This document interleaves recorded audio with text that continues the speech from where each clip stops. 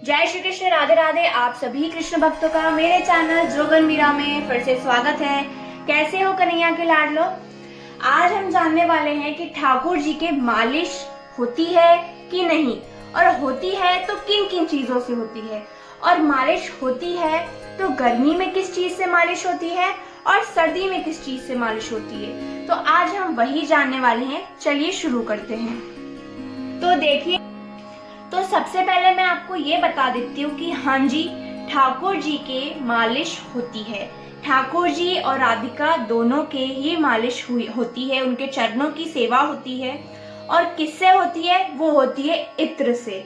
ये आप जो भी देख रहे हैं वो सारी इत्र हैं, तो ठाकुर जी की इत्र से मालिश होती है। किसी का यूं आता है कि आप अपने सिर पे या अपने मुंह पे परफ्यूम लगाएंगे क्या? देखिए, ये परफ्यूम नहीं होता है। अतर जो होता है वो फूलों से बनाया जाता है, और जो परफ्यूम जो आप यूज करते हैं अपने ऊपर, वो किसी और केमिकल से बनाया जाता है। और जो ये ठाकुर जी के अतर होते हैं वो खास फूलों से ही बनाया जाता है। इसमें कोई केमिकल मिक्स नहीं होता, क्योंकि केमिकल अपन ठाकुर जी के पे तो लगाएंगे नहीं। तो ये अतर बहुत ही सावधानी से बनाया जाता है। अब दूसरा सवाल ये आता है कि सर्दियों का अतर, गर्मियों का अतर कैसा होता है। तो गर्मियों का अतर भी अलग होता है और सर्दियों का भी अलग होता है। तो मैं गर्मियों के आपको नाम बता देती हूँ, जैसे कि गुलाब। अब जो ये गुलाब वाला इत्र है वो 12 महीने यूज होता है। तो आप नोट कर लीजिए कि कौन कौन से महीने में कौन सा अतर यूज होता है। ये है गुलाब। ये गुलाब का जो अतर है वो 12 महीने यूज होता है ठाकुर जी के, सर्दी में भी गर्मी में भी। अब 12 महीने दूसरा यूज होता है श्रृंगार। ये है श्रृंगार वाला अतर, जो श्रृंगार, क्योंकि ठाकुर जी 12 महीने ही श्रृंगार धारण करते हैं, इसलिए श्रृंगार वाला अतर भी 12 महीने यूज होता है। फिर आता है चंदन। ये है चंदन वाला अतर। तो ये आप देख रहे होंगे, ये चंदन वाला भी अतर, क्योंकि ठाकुर जी का चंदन 12 महीने लगाया जाता है, खासकर गर्मियों में स्पेशली, क्योंकि गर्मी ज्यादा रहती है तो ये गर्मियों में ज्यादा यूज होता है। तो ये श्रृंगार, गुलाब और ये चंदन, ये यूज होता है ठाकुर जी के 12 महीने। तो अब आइए हम इसको साइड में कर देते हैं, इन इत्रों को। अब क्या होता है कि स्पेशली हम सर्दी के लिए देखते हैं, क्योंकि सर्दी आने वाली है। तो ये सर्दियों की अभी मेरे पास 4 इत्र हैं, मैं आपको बता देती हूँ। ये वाली जो इत्र है वो है हीना। जो हीना जो होती है वो ठाकुर जी के, ये वाली जो है वो यूज होती है सर्दियों में, हीना। दूसरी यूज होती है केसर।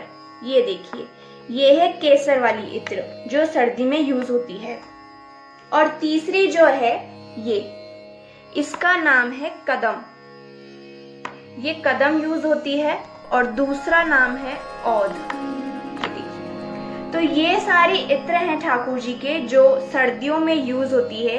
एक और इत्र है बकुल। बकुल भी यूज होती है, वो मेरे पास नहीं है अभी। तो ये कुछ 4 इत्र हैं मेरे पास।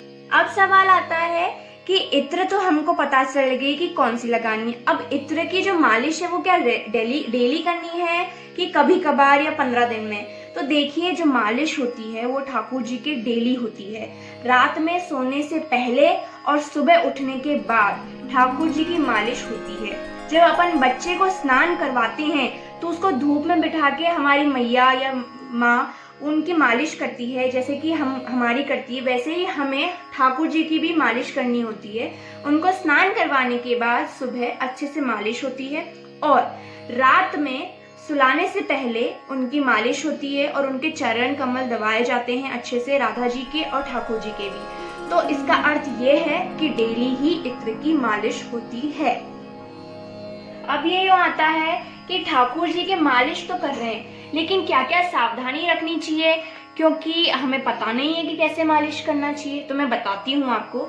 ठाकुर जी के अपन को क्या करना है कि अपने अगर नेल्स बड़े हैं तो उनको आप काट लीजिएगा, या फिर बहुत ही सावधानी से उनकी मालिश करिएगा, क्योंकि मालिश, हमारा अभिप्राय ये है कि उनको आराम देना। आपके नाखूनों की वजह से उनको अगर चुभ जाए या कहीं लग जाए तो वो कतई अच्छा बात नहीं है। इसलिए अपने थोड़े नेल्स काट लीजिएगा, उनको नाखून नहीं लगे।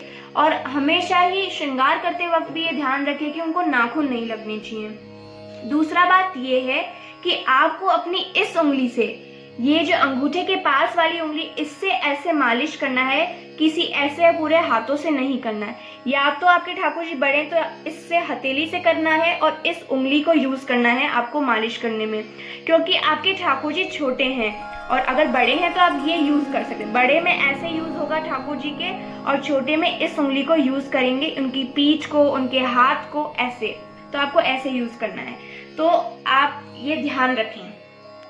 तो कृष्ण भक्तों, और भी कोई डाउट हो तो प्लीज कमेंट कर दीजिएगा, मैं आपको सारे डाउट क्लियर करने की कोशिश करूंगी। और वीडियो पसंद आई हो तो प्लीज लाइक कर दीजिएगा। जय श्री कृष्ण, राधे राधे।